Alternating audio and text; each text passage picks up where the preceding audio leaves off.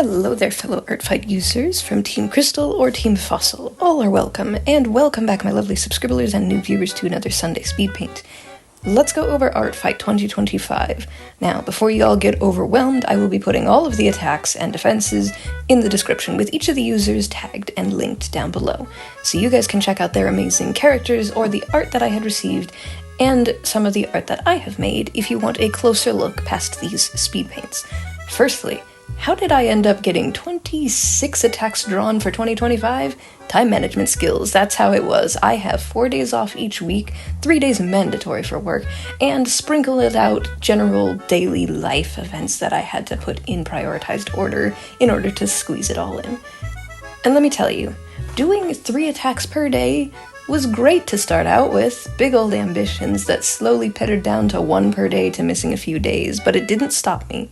The first character I did was Starlight Rave, and they are the brightest pony character I had seen on the Artfight site, and I just got drawn in by their colors. Another character we have here is Russet Lark. Now, I'm going to try and read out at the very least the characters' names and give a little bit of why I chose them, because when I was picking these characters, unlike Artfight last year where I only did 9 attacks, the first characters I chose were skeletal characters because I was going through the hyperfixation of drawing nothing but Undertale OCs and fan artwork for Undertale. Now I have a wider range of what I wanted to draw. Cats, ponies, humans, strange anthropomorphic beings that look like they have object heads, or aliens. I just really wanted a wide range. I also wanted to do fan art for characters and other users who I've been meaning to do fan artwork for a while now. And I made a lot of this without expecting anything in return. It's something that a lot of people don't seem to understand, is that the art fight is not a mandatory art trade. You are not guaranteed to receive an attack by someone, nor do you have to attack someone.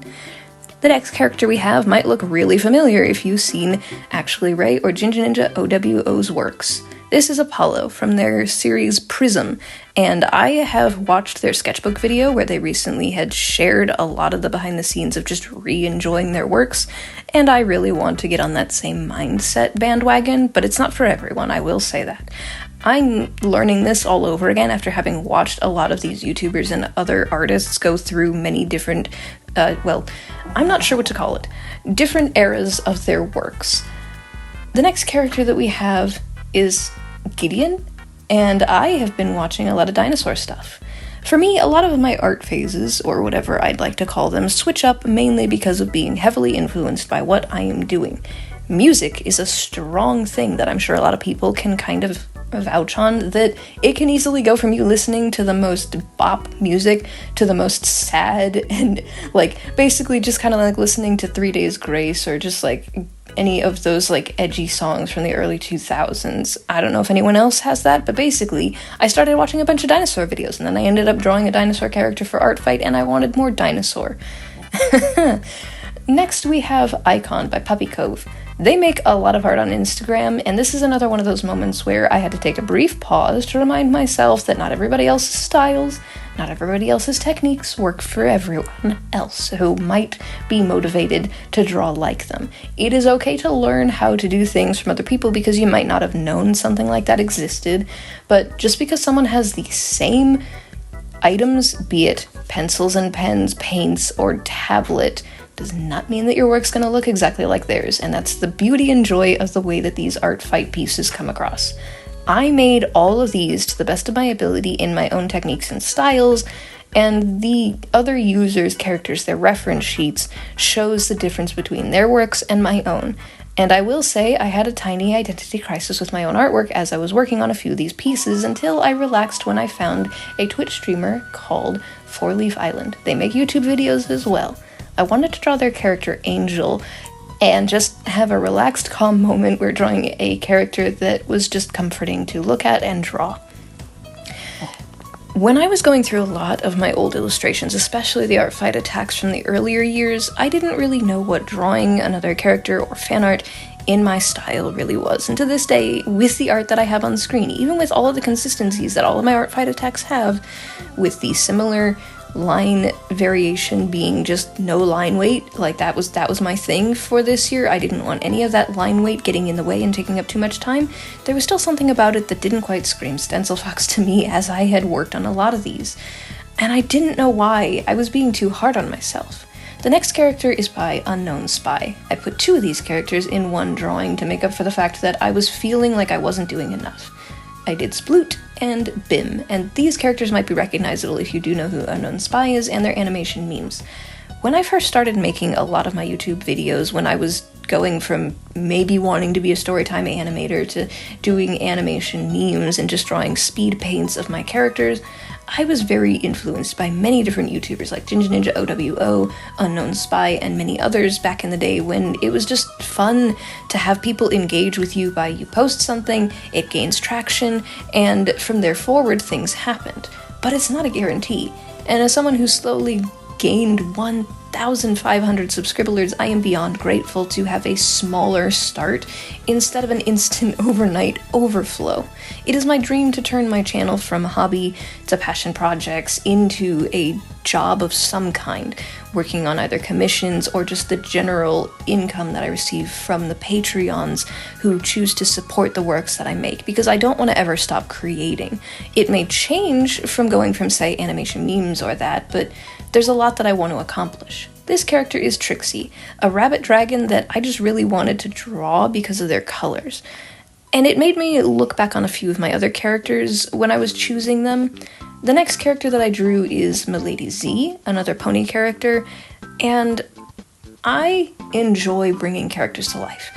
I had to look back on why I was having said strange art identity crisis, and it made me realize, oh dang, I'm not drawing things the way that I used to because I'm accidentally going on autopilot. It's no wonder I'm struggling with my art style. When I looked back at the attacks that I did last year, they were splendid. I put a lot of effort into them, even though I only managed to do 9 attacks. But I was having fun with it, even if it was a little bit limited, because I had to remind myself of why I even started to do a lot of art in the first place. This next character is Olive by Olive Cow. I'm showing 2 of the old drawings of the characters that they had posted for Artfight from 2020 and 2023.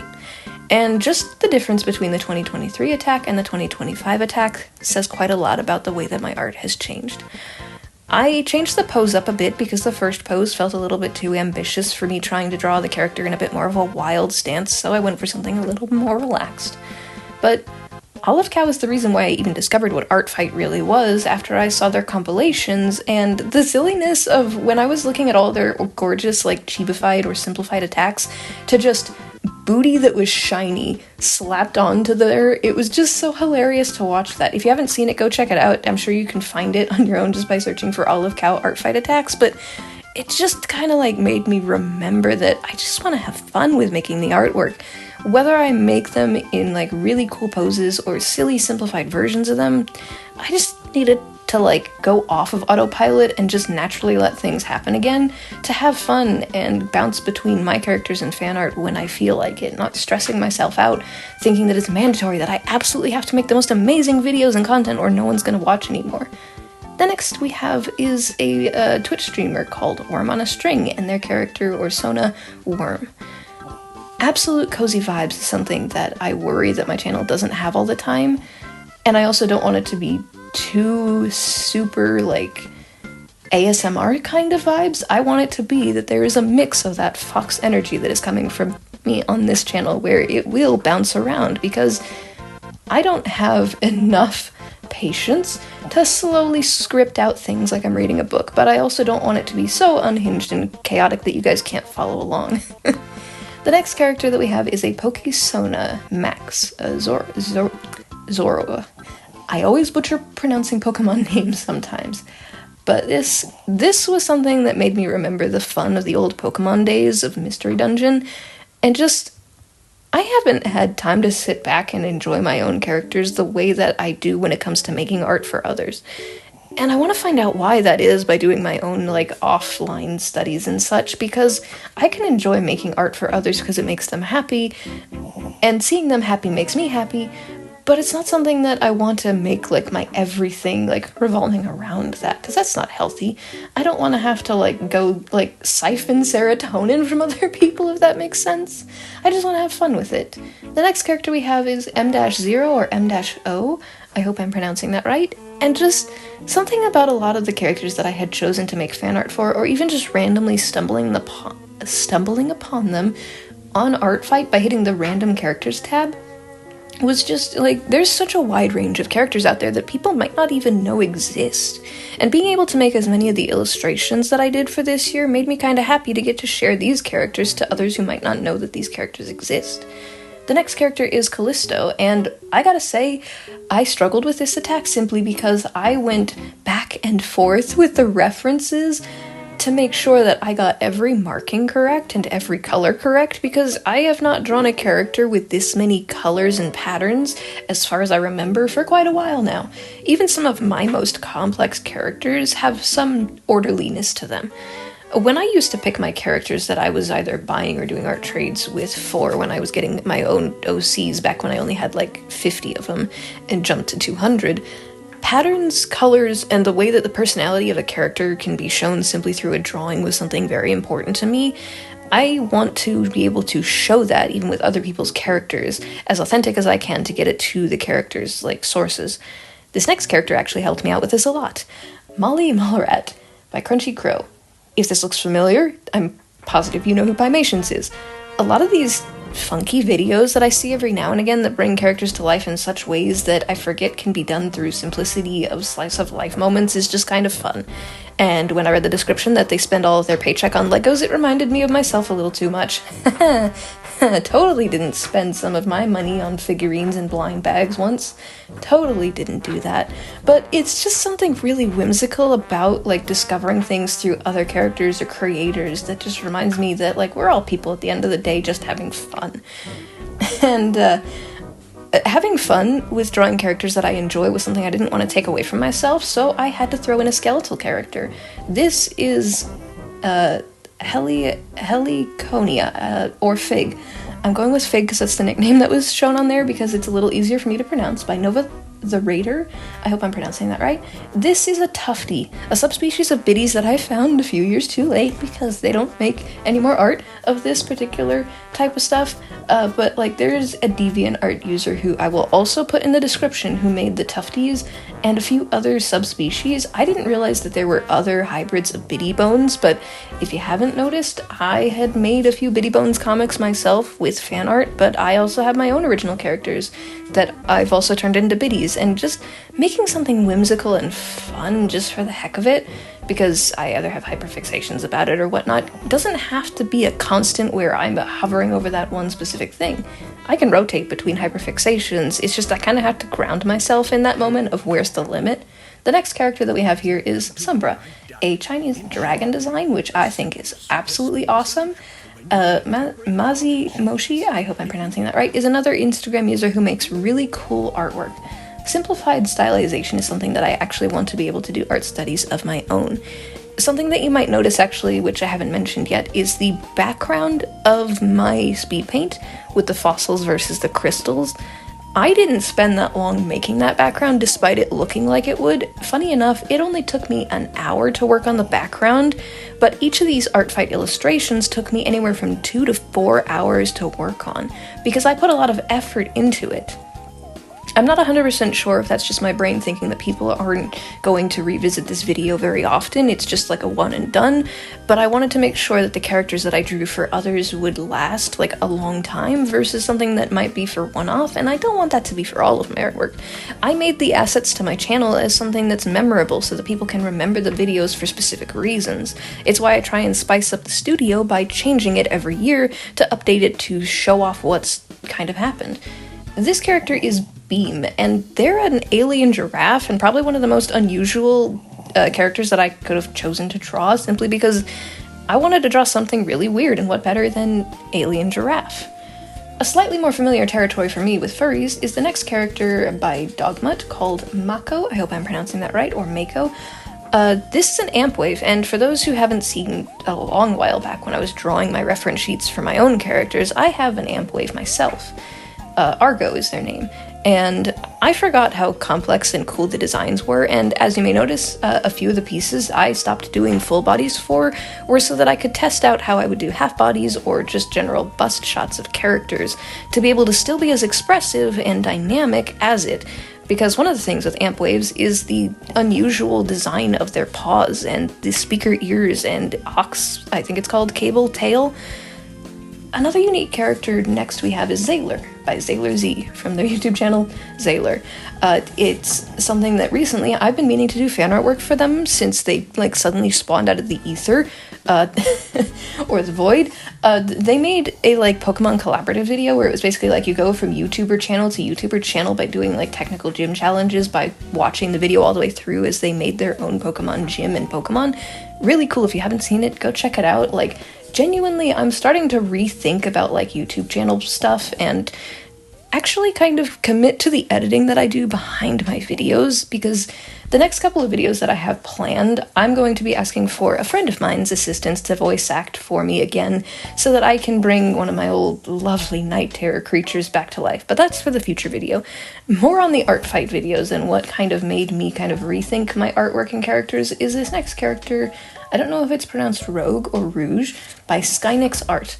And for those who haven't heard of Skynix and their channel, I'm surprised because I take a lot of their videos as motivation when I'm having a funk with my artwork. They made this interesting collaborative video where they basically took a bunch of artists and they basically did a pass the baton kind of method of take this first page as a comic and then the next person draws what happens next and so forth until they had roughly a finished comic. Whether it was kind of just silly whimsicalness or seriousness for each of the artists, the way that they had taken characters, it just made me kind of want to try and draw this character myself and see, well, how would I draw them, both for fan art's sake and if I was given said similar challenge. Collaborations is something that I'm not 100% certain that I'm very confident in doing for the future, but I am open to them. The next character we have here is Firework Cat 25. If that sounds familiar to you, that is because they're part of the Ginger Ninja OWO kind of team and such, and I have heard their name many times from Patreon, enough times that it's ingrained into my brain that I just naturally hear Ginger Ninja OWO say the name. It's one of those subconscious sounds. I don't know if you guys do this, but when you guys look at something metal, you can think the sound in your head and you hear it where it's clink. You can hear it. I'm not sure what that's called, but I hear certain voices and sounds if I recognize something. Like the memory of smelling a pie and magically you're taken back to your place where you had it, be it your grandma or grandpa's or friend's place where you had that pie. Something like that for me happens a lot. The next character that I had drawn for Artfight is Spice by Sacred Roses. I immediately latched on as soon as I saw the wing design and the sort of steampunk or the cogs for it, and I wanted to keep the poses varied because I've drawn a couple of ponies. I think ponies, besides furries, are the most that I drew for Artfight this year, unintentionally. Just because I wanted to see how much variation I could do for pony characters, especially after I went through making that video of me redesigning my own pony Sona character from years ago, and a bunch of other characters that I didn't think I would get back to drawing again. It's just kind of fun to just draw a pony character. I don't know if that's my inner child screaming for pony artwork, because when I was younger I used to be fascinated by these weird pony trading cards. If anyone wants a funky story time, if I can find those cards, I'll share it. But before we continue, first blunder. This was not a speed paint because I didn't have the time-lapse recording saved, but this fantastic character is called Cruz or Crucifix, and no, it's not Cross, and no, it's not Keller. It just kind of looks like both of them. Next we have another one of the redraws kind of thing that I was going for. This is Riordan, a spider Sona. I'm so sorry for butchering the pronunciation. I had found them on TikTok, and their artwork and the creations that they make floored me. Something else when I was doing this pose versus the old pose was the way that I initially had the character perched on top of what was supposed to look like a lamppost.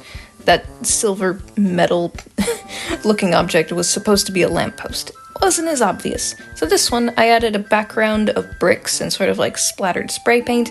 I also actually gave a gradient to the tail instead of the weird zigzag thing, and there's more confidence in my like proportions with the limbs, because man, I drew proportions really weird and jarring last time when I drew this character, but also I just really wanted to have that jumps and leaps like they're in action kind of pose.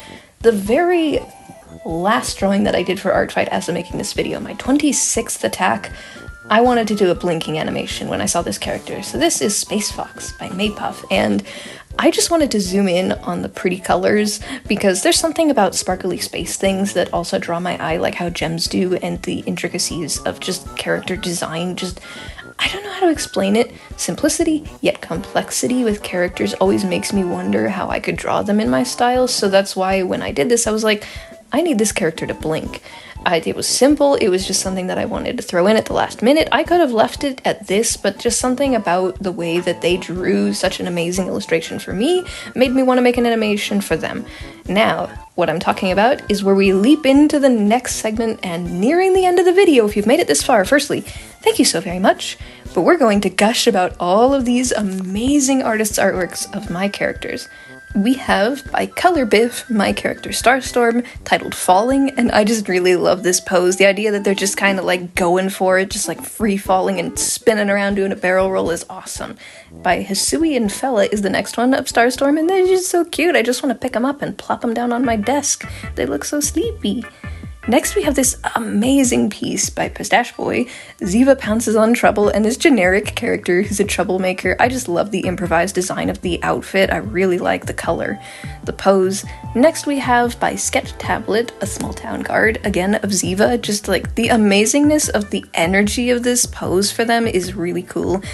Then we have this amazing piece by Maypuff. I did not expect this at all, going ham on the void and the spooky intensity vibes of Stencil Fox on screen. Just, oh, I love it so much. And the last piece that I got thus far by Datemate Foxy Fox. Just look at the traditional watercolor works and the pointy ears and the eyes and the fangs. I love it so much. Thank you all so much for drawing my characters. And if any of you guys do any more Artfight attacks, I can't feature it in the YouTube video, but I will be posting some of it in shorts and TikToks by the end of Artfight to show off everything. Thank you so much for making it to the end of today's video. I know that there's been a lot of changes to my channel every time that I find myself, but figuring out my YouTube niche is an extremely lengthy art journey process that I hope you guys will continue to enjoy, and for those who are new, I hope that you guys will stick around for more. And if you'll excuse me, I need to go back to Artfight while we still have a few more days so I can rack up a few more points for Team Crystals so that we can beat Team Fossils. Have fun, everyone! That's all the time that we have for today. Thank you so very much. If you have not already, don't forget to leave some likes and comments and subscribe to join the Subscribblers squad. In the meantime, don't forget to check out some of my playlists, and if you would like any fan artwork featured at the end of the video in the Subscribblers gallery, tag me in it. I would love to see what you guys make. And if you'd like to support my works and see more, check out my card link below, especially for the patron exclusive rewards. £2 a month, the Fennec Fox tier gets you access to secret sketches and artwork early. The Arctic Foxes, for £5 a month, you get exclusive access to videos and webtoons pages early, and the Red Foxes have the opportunity to be featured as a background character or a commission instead, and your name read out at the end of the videos just like this. Thank you so much to Frankie Jr. 13. Stay Possum Subscribblers, and I'll see you real soon.